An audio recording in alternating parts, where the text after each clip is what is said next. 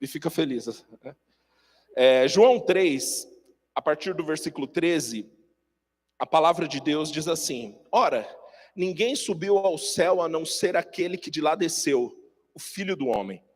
E assim como Moisés levantou a serpente no deserto, assim também é necessário que o Filho do Homem seja levantado, para que todo aquele que nele crê tenha vida eterna.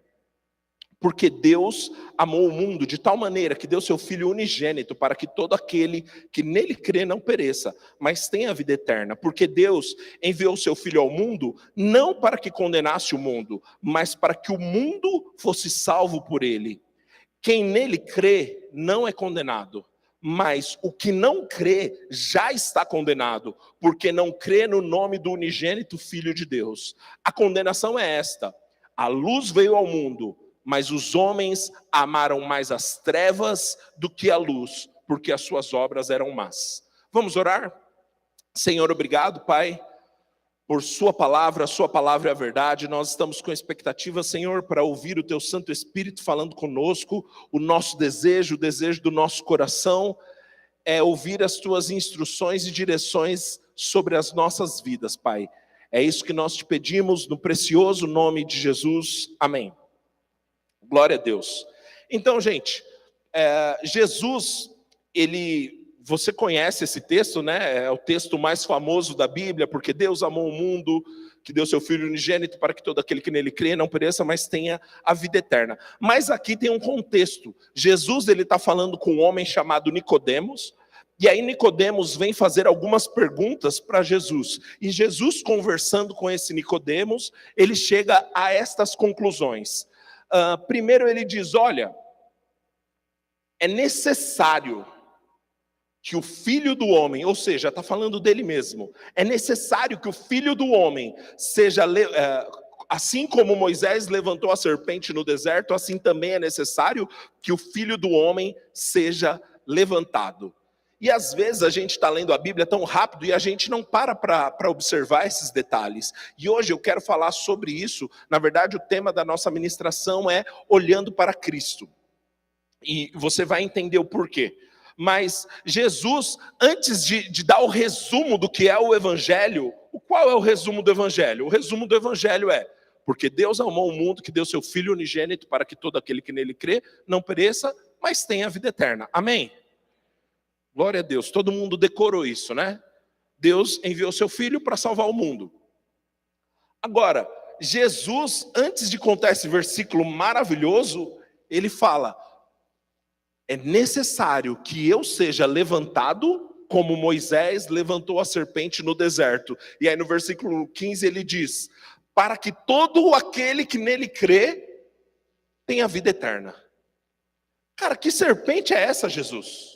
Jesus se compara com uma tal de uma serpente que Moisés levantou? Então, é isso que nós vamos ver aqui. Abra sua Bíblia em Números 21. É dessa serpente que Jesus estava falando. Números, capítulo 21, a partir do versículo 4. Você está me ouvindo bem? Que bom. O texto diz assim: então os israelitas partiram do Monte Or pelo caminho do Mar Vermelho, para rodear a terra de Edom. Mas o povo se tornou impaciente no caminho. Olha isso, o povo se tornou impaciente no caminho. E falou contra Deus e contra Moisés, dizendo: por que vocês nos tiraram do Egito para que morramos neste deserto, onde não há pão e nem água?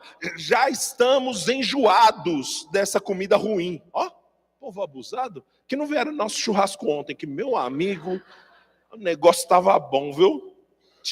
Rapaz, quando você for fazer um churrasco, chama o Jefferson.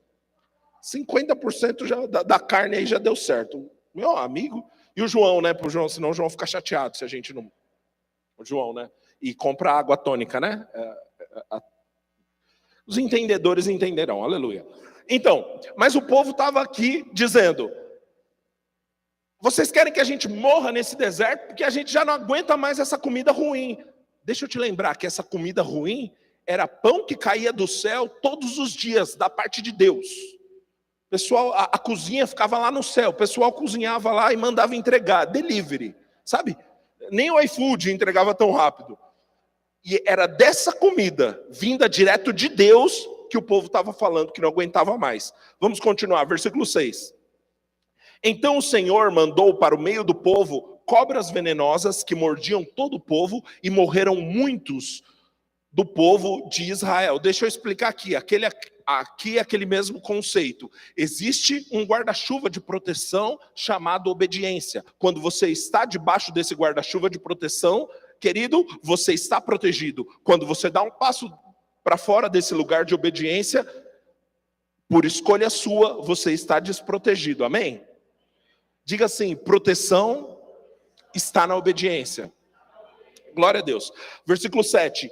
Então o povo foi a Moisés. Depois que morreu alguns, né? Então o povo foi a Moisés. Nós pecamos, porque falamos contra o Senhor e contra você. Ore ao Senhor, pedindo que ele tire de nós as cobras. Então Moisés orou pelo povo. O Senhor disse a Moisés: faça uma serpente e coloque sobre uma haste. Quem for mordido e olhar para ela, viverá. Moisés fez uma serpente de bronze e pôs sobre uma haste. Quando alguém era mordido por alguma cobra, se olhava para a serpente de bronze, ficava curado. Era dessa serpente que Jesus estava falando. Então olha o que aconteceu. Todo mundo pecou e aí tinha um monte de serpente venenosa picando um monte de gente. Quando as pessoas eram picadas, se elas olhavam para a serpente de bronze que Moisés fez, elas ficavam curadas. E aí Jesus disse: assim como Moisés levantou uma serpente no deserto, importa que o Filho do Homem seja levantado. Agora, eu quero observar com atenção esse texto, e eu acho que a gente pode tirar algumas lições desse texto, amém? Você está empolgado para isso? Glória a Deus.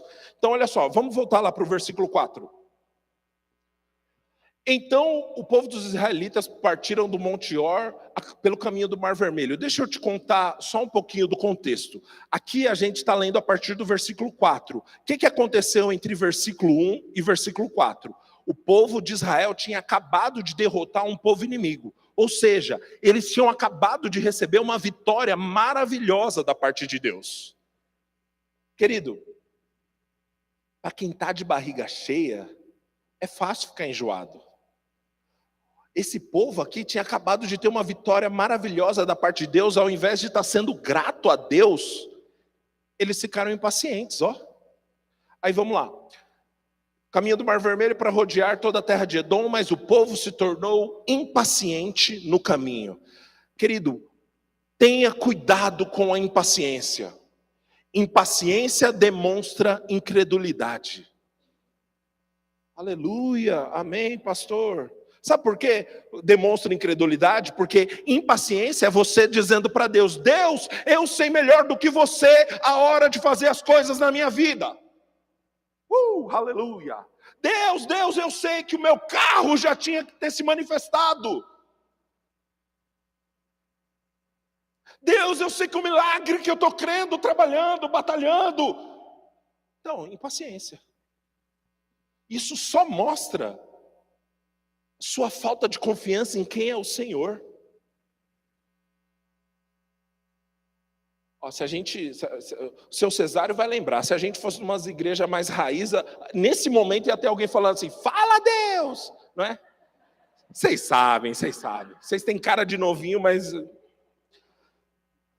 Querido, nós precisamos confiar que aquele que nos chamou sabe a hora certa. Eu não estou falando para a gente ficar numa atitude de passividade, de não orar, de não crer, de não confiar no Senhor, de não trabalhar, de não sair do lugar. Eu não estou falando sobre isso. Eu estou falando sobre confiar que o nosso Senhor tem o tempo certo.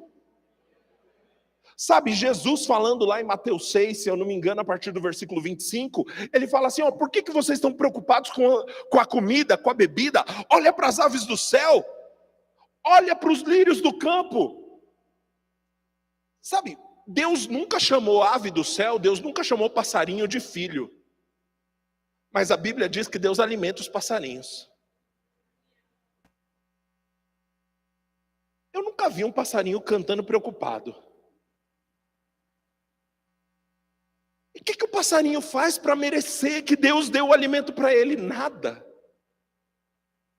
Ele só é quem ele é. Aí a Bíblia diz, olha para os lírios do campo. Querido, mato. E aí o Senhor Jesus fala, eu digo que nem mesmo Salomão, em toda a sua glória, se vestiu como um deles. Você sabe o que é Salomão? Salomão é o homem mais rico da história da humanidade. A fortuna de Salomão hoje em dia seria algo em torno de 1 trilhão. Não existe um ser humano no mundo que já acumulou uma fortuna parecida. Eu estou falando de dólar, tá? É tipo 3 vezes o PIB brasileiro. Um homem. Aí o Senhor Jesus fala, nem mesmo Salomão se vestiu como o lírio do campo. E Deus veste o lírio do campo assim. Um mato que hoje é e amanhã é lançado no fogo. Quanto mais vocês. Então, olha o que Jesus fez. Jesus fez assim, ó, o homem mais rico da história da humanidade. O lírio do campo, vocês. Aí ele fala, por que você está preocupado? O problema é que a gente acha que Deus tem compromisso com a nossa pressa. Impaciência. Deus, eu quero agora. É daí que surgem, né? Porque hoje já é dia 18, né? Eu não vou.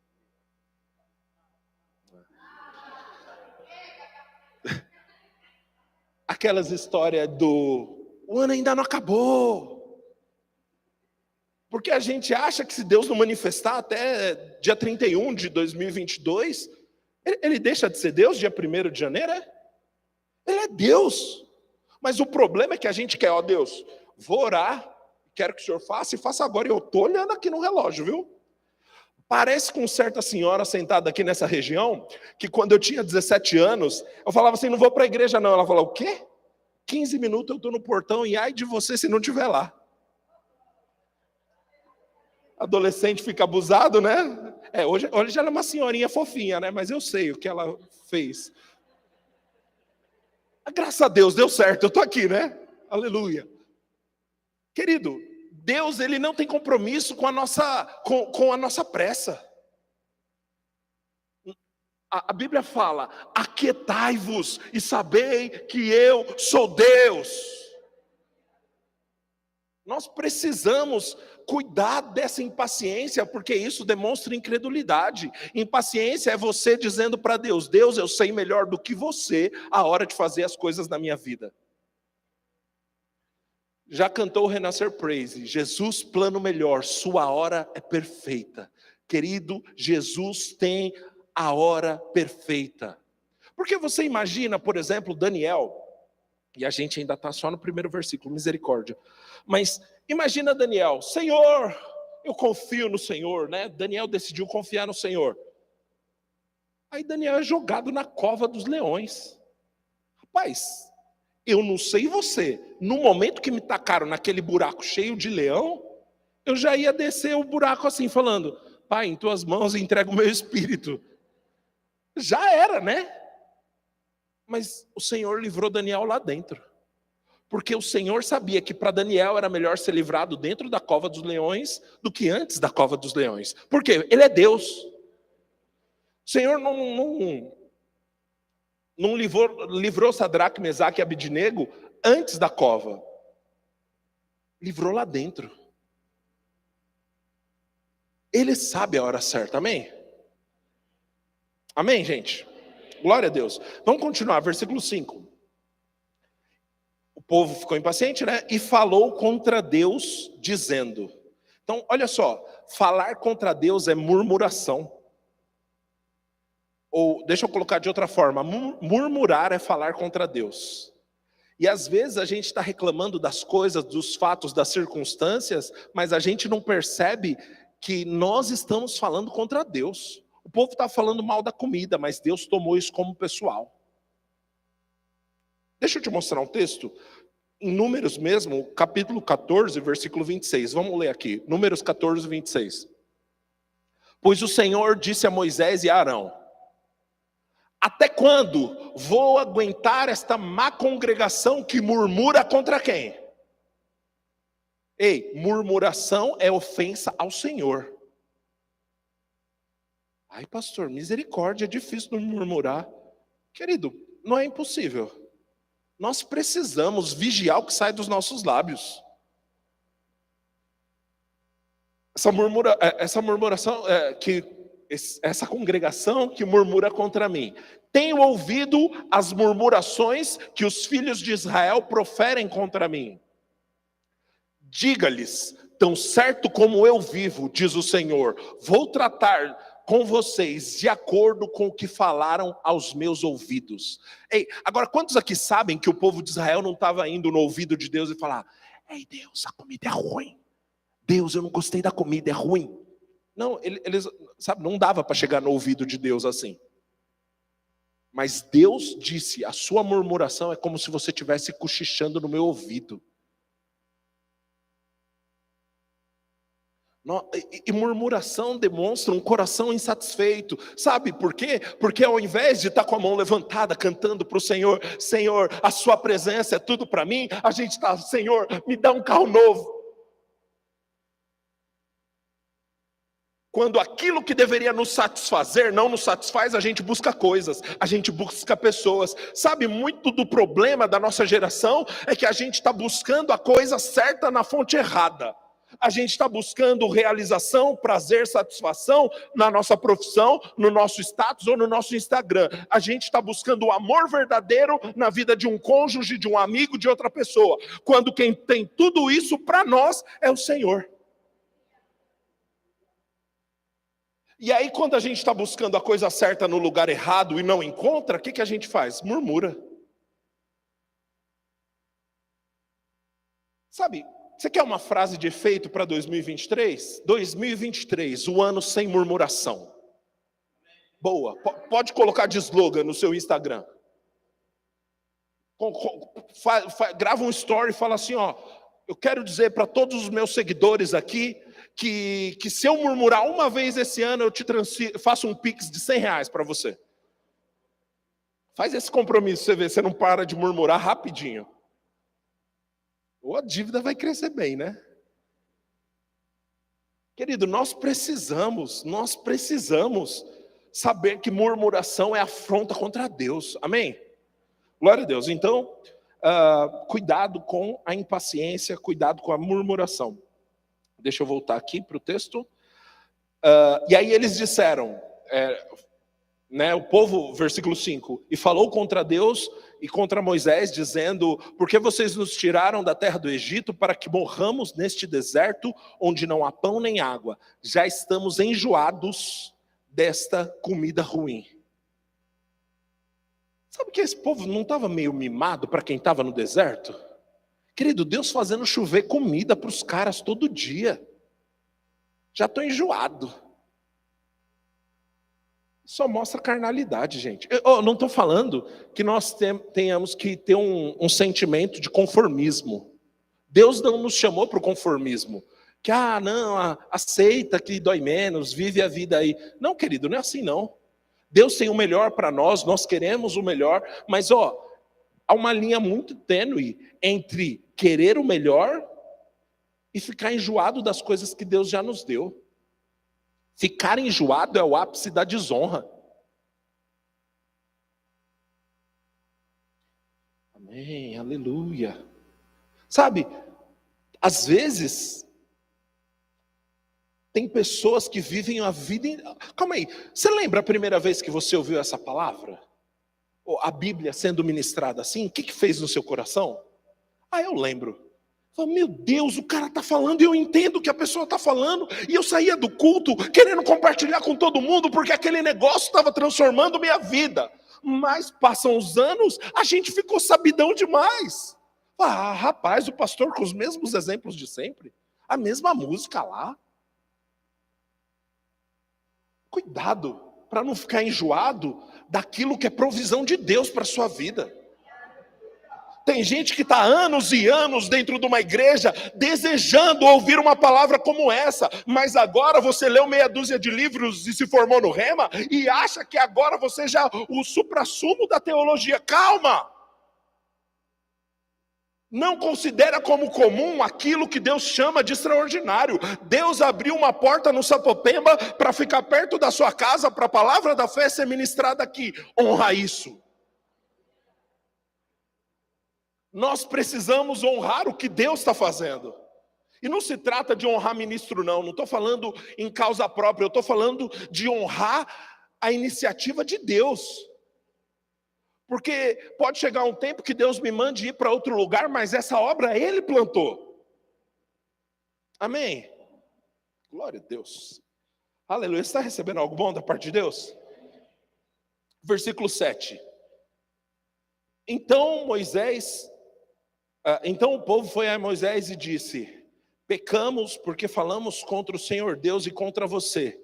Agora olha só, ore ao Senhor pedindo que tire de nós as cobras. Engraçado que o povo não orou. Ore pedindo ao Senhor que tire de nós a murmuração.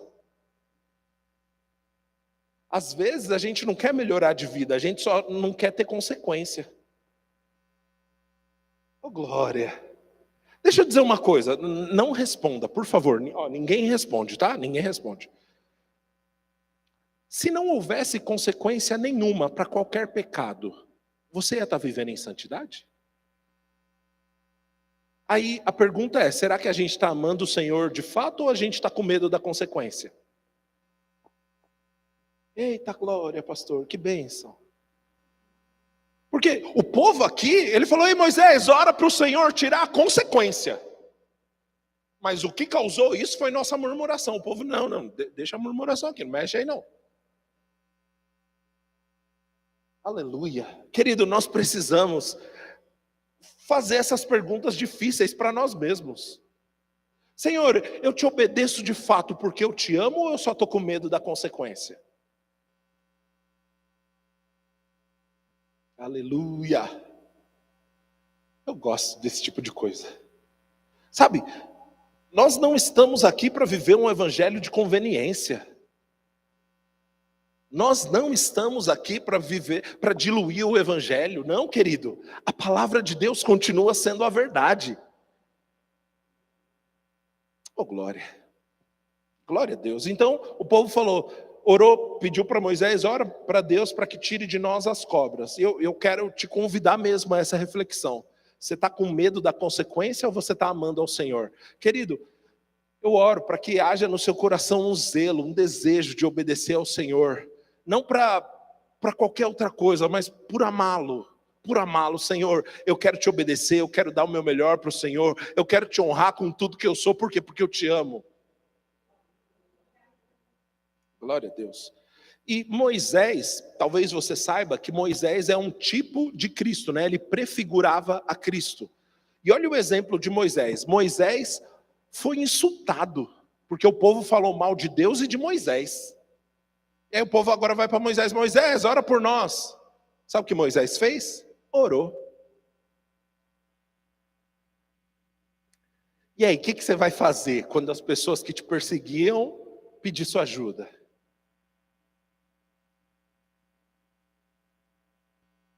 Oh, glória. Quando as pessoas que falam mal de você injustamente, falam: ei, ora por mim. Você vai dizer sim, eu vou orar por você, ou você vai dar beijinho no ombro? Qual a sua escolha? É o quê? Esse aí não.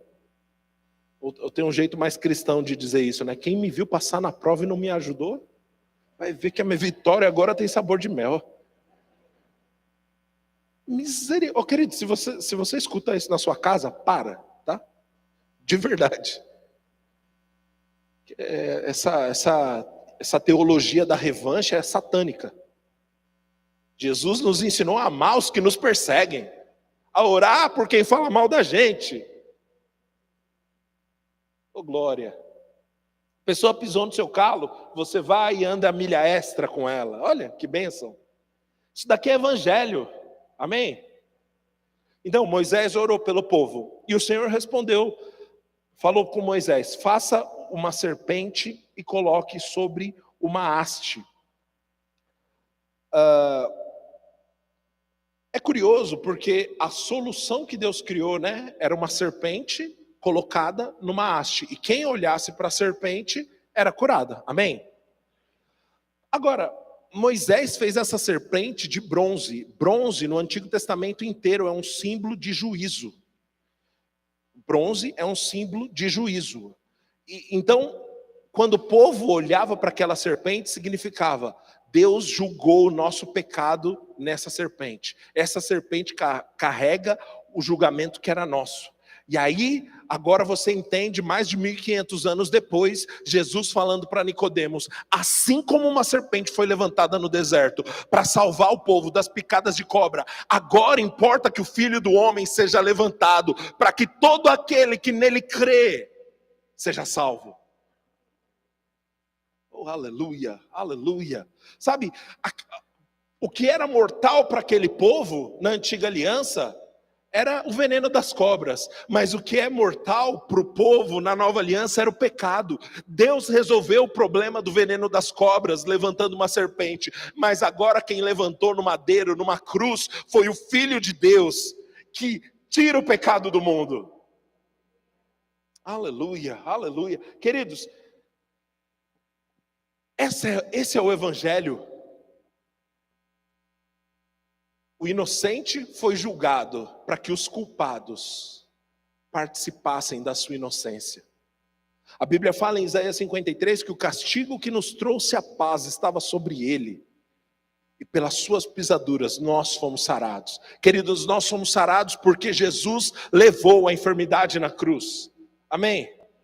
Nós temos vida porque Cristo nos deu vida juntamente a Ele. Nós temos direito a viver uma boa vida, inclusive financeiramente, porque a Bíblia diz que Cristo, sendo rico, por amor de nós se fez pobre, para que por meio da sua pobreza nos tornássemos ricos. Tudo isso nós temos acesso através da cruz. Agora eu te pergunto, esse povo falou mal de Deus, murmurou contra Deus, e tudo que eles tinham que fazer era olhar para a serpente.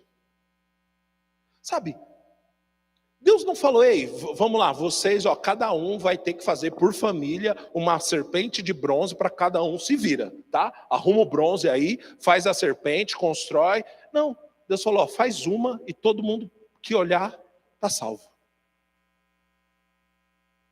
Sabe o que estava acontecendo aqui, gente?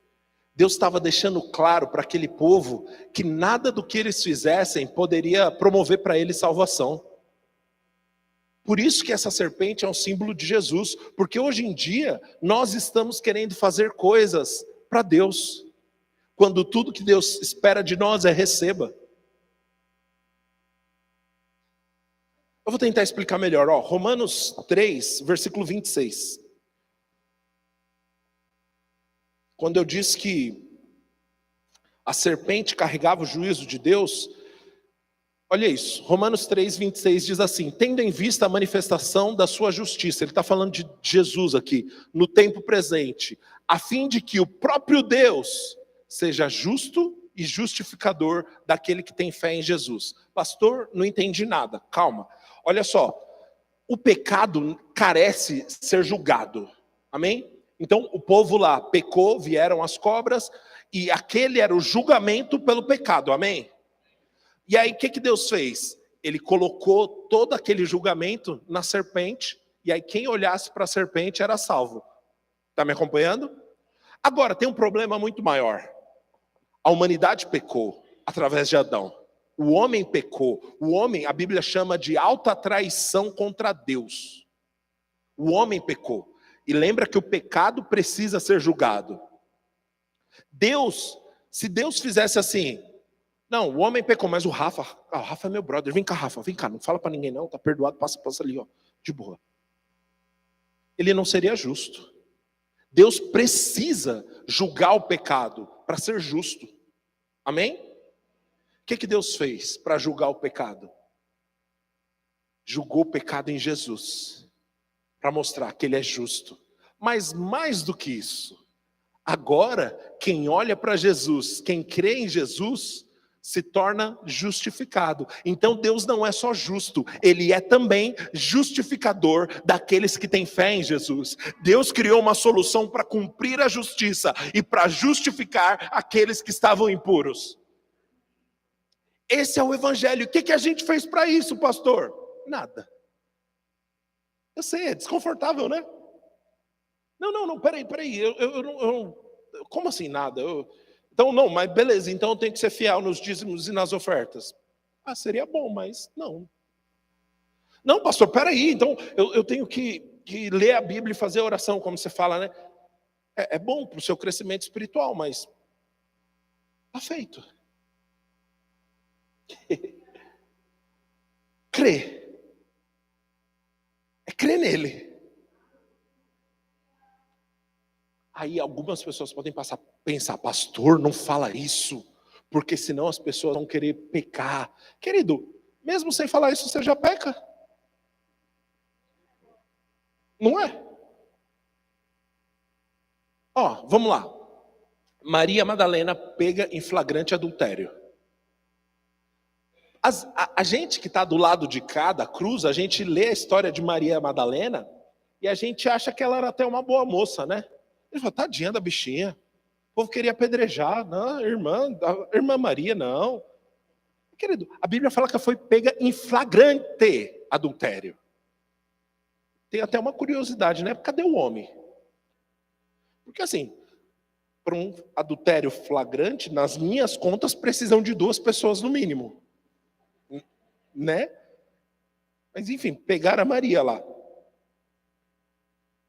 Ou seja, ela não era digna da misericórdia, ela não era digna. Querido, o certo, segundo a lei de Moisés, era sentar a pedrada. Era a lei.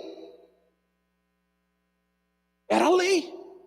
Mas Jesus olha para essa pessoa que merecia ser julgada. Fala, cadê teus acusadores? Se foram, Senhor, Jesus diz, eu também não te condeno. Vá e não peques mais. Agora, querido, nós precisamos entender que Jesus só pôde falar vá e não peques mais, porque primeiro ele falou, eu não te condeno. Não dá para viver uma vida de vitória sobre o pecado debaixo de condenação. É por isso que Deus sabe que sozinho a gente nunca ia conseguir acertar. Então o que ele fez? Ele não cobrou de nós retidão. Ele entregou para nós a retidão. Ele não cobrou de nós justiça. Ele nos imputou a justiça. Para quê? Para que agora ele pudesse olhar nos nossos olhos e dizer, tá, eu já te dei, vá e não peques mais. A gente só consegue viver livre do pecado porque o Senhor imputou sobre nós a justiça que nós não merecíamos. Está fazendo sentido para você? Então Deus se tornou justo e justificador. Vamos para o próximo versículo de Romanos 3, acho que agora é o 27. Isso. Romanos 3, 27. Olha isso. Então, peraí. Você entendeu que você não fez nada para merecer. Deus te deu. Você não conquistou a sua posição de justiça. Deus te deu. Por quê? Porque ele diz agora, onde fica então o orgulho? Foi totalmente excluído. Não dá para se orgulhar de ser justiça de Deus. Porque você não fez nada para merecer isso. Porque você não era digno disso. Sabe, Maria não poderia sair lá, Maria Madalena falando, viu? Não fui apedrejada. Todo mundo foi, eu não. Não, querido, ela sabia que ela merecia, ela sabia o que ela fez de errado, mas ela sabia que ela teve um encontro com um homem, que as palavras dele tinham vida, e ele falava com autoridade, e esse homem disse para ela, eu não te condeno. Do que ela vai se orgulhar? Querido, nós precisamos olhar para Cristo, para ficar livre do orgulho. A gente precisa entender de uma vez por todas, foi uma obra de Cristo que nos redimiu, que nos salvou, que nos limpou e que nos deu uma novidade de vida. Não foi o que a gente fez, foi o que Ele fez, amém? Justamente para nos livrar disso. Onde fica o orgulho? É totalmente excluído por meio da lei das obras? Não, pelo contrário, por meio da lei da fé. Próximo versículo. Concluímos, pois, que o ser humano é justificado pela fé, independente das obras da lei. Aleluia, aleluia. Querido, nós precisamos entender de uma vez por todas, nós precisamos manter os nossos olhos em Cristo. Porque Moisés fala lá, né? Aquele que olhar para a serpente vai ser curado, se olhar para a serpente. Existe uma possibilidade de você não olhar. Existe uma possibilidade de você não olhar para a cruz. Sabe, o desejo do meu coração, e eu não sei se eu estou conseguindo expressar isso da maneira como eu gostaria, mas o desejo do meu coração é que você de uma vez por todas pare de olhar para os seus erros, para o seu passado, para aquilo que você fez e comece a olhar para a redenção que há em Cristo Jesus. Tem muita gente consciente demais dos erros que cometeu. Está na hora de você começar a ficar consciente do perdão que lhe foi dado. Pastor, você é contra então falar, fazer as coisas? Não, pergunta para a equipe de trabalho aqui. Inclusive a gente está precisando de umas reuniões de novo, né? Aleluia. Mas querido, eu não sou contra não, a gente tem que fazer e fazer nosso melhor para Deus. Agora, eu sou contra fazer a coisa certa com a motivação errada. A gente não dá o nosso melhor para Deus para merecer alguma coisa dele. A gente não dá o nosso melhor para Deus para como era no jardim da infância. A professora colocava uma estrelinha no caderno e você ia para casa feliz para mostrar para a mamãe. Não, querido. Nós entregamos o nosso melhor para Deus, porque quem fez primeiro foi Ele. As nossas boas obras são uma resposta a esse amor que recebemos. As nossas boas obras não podem ser uma tentativa nossa de merecer alguma coisa. Eu preciso te dizer, você não merece. Mas Jesus fez algo. Jesus te tornou merecedor, amém? Olha para a cruz. Enquanto você ficar olhando para a serpente, porque eu tenho certeza que ali em Israel tinha algumas pessoas pensando, tá vendo? Culpa nossa. Não vou nem orar, mereço morrer mesmo. Querido, Deus é maior do que a nossa consciência. E Ele decidiu nos perdoar. O problema é que muitas vezes a gente está adotando uma série de regras e códigos religiosos para tentar merecer aquilo que é imerecido. O perdão de Deus, o favor de Deus, a graça de Deus. Qual é o nosso trabalho nisso? Receber. Deixa eu ler algo para você, Marcos 10. Eu acho que eu não anotei aqui, eu acho que é o versículo 17. Deixa eu ver se está aberto na minha Bíblia.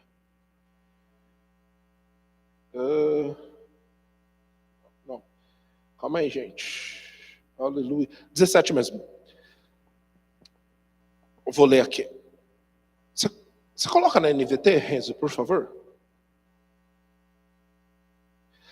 Quando Jesus saía para Jerusalém, um homem veio correndo na sua direção, ajoelhou-se diante dele e perguntou: Bom mestre, o que devo fazer para herdar a vida eterna? Querido, infelizmente essa tem sido a nossa pergunta durante anos. Senhor, o que eu faço? Senhor, o que eu faço agora? Senhor, me mostra, por favor, o que eu devo fazer. Isso mostra um coração que se apoia mais na sua obra do que na obra dele. Amém? Eu vou tentar continuar aqui. Ó. Versículo 18. Jesus respondeu, né? Por que me chama bom? Perguntou Jesus. Apenas Deus é verdadeiramente bom. Você conhece os mandamentos? Não mate, não cometa adultério, não roube, não dê falso testemunho, não engane ninguém, honre seu pai e sua mãe. O homem respondeu: Mestre, tenho obedecido todos estes mandamentos desde a minha juventude. Olha só, gente. quando ele fala, eu tenho obedecido todos estes mandamentos desde a minha juventude, não são só esses que Jesus citou. Ele está se referindo a toda a lei. São mais de 600 mandamentos. Esse cabra era bom. Esse cara que foi falar com Jesus, ele era diferenciado. E aí, tanto é que Jesus, olha a continuação do texto. Com amor. Jesus não olhou para ele com desdém, com orgulho, com rispidez, com amor. Jesus olhou para o homem e disse: ainda há uma coisa que você não fez. Vá, venda todos os seus bens e dê o dinheiro aos pobres. Então você terá um tesouro no céu. Depois vem e siga-me. Ao ouvir isso, o homem ficou desapontado e foi embora triste, porque tinha muitos bens. Ah, pastor, Deus está falando contra a riqueza aqui? Não, querido. Qual foi a pergunta inicial desse homem, gente? Vida eterna. Mas o que ele perguntou? O que devo fazer? Jesus falou, beleza, é fazer o que você quer? Eu vou te mostrar. Os mandamentos. Senhor, gabaritei, check. Tá bom. Entrega todos os seus bens e vem me seguir. Ih, Senhor, aí é mais difícil. Sabe o que Jesus estava mostrando para ele? Pelo fazer você não consegue, filho. Pelo que você vai fazer ou deixar de fazer, você não consegue. Deixa eu te mostrar algo. Romanos. Tem que começar a anotar esses textos, né? Calma aí, gente. Calma aí. Aleluia. Romanos 5, versículo 20. Lembra que o homem falou que cumpria toda a lei, né? Mais de 600 mandamentos, tudo bem? Amém? Você está aqui? Amém. A lei veio para que aumentasse a ofensa. Mas onde aumentou o pecado, aumentou muito mais ainda a graça. Coloca na NVT, por favor. A lei foi concedida para que todos percebessem a gravidade do pecado. Qual é o sentido da lei? Que todos percebessem que não conseguia cumpri-la. A lei foi dada para isso, para que o povo chegasse a uma conclusão: nós não conseguimos obedecer. Precisamos de um Salvador. Gálatas 4, versículo 1.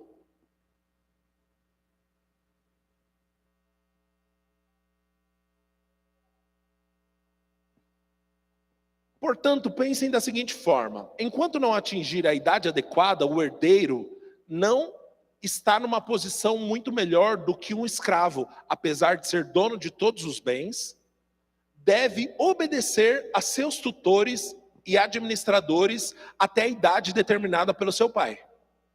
O mesmo acontecia conosco, como crianças, éramos escravos dos princípios básicos desse mundo. Mas quando chegou o tempo de Deus, Deus enviou o tempo certo, Deus enviou seu filho, nascido de uma mulher e sob a lei, e assim o fez para resgatar a nós que estávamos sob a lei, a fim de nos adotar como seus filhos. O que Paulo está falando aqui para Gálatas? Paulo está falando assim, deixa eu te explicar a diferença de lei e graça. A lei era como um tutor. O que um tutor naquela época, um aio, fazia? O tutor, ele é responsável de pegar a criança e levá-la até a escola, e trazer da escola e levar de volta para casa. Essa era a responsabilidade do tutor, pegar a criança e levar até algum lugar. E aí Paulo está falando aqui, a lei foi responsável por nos levar até um lugar. A lei era só um tutor para nos conduzir a um lugar. Qual é esse lugar que a lei nos levava? Esse lugar é a conclusão de que nós não conseguimos obedecer toda a lei. Precisamos de um Salvador. É por isso que Jesus fez questão de mostrar para aquele jovem rico: ei, se é pelo fazer, você não consegue.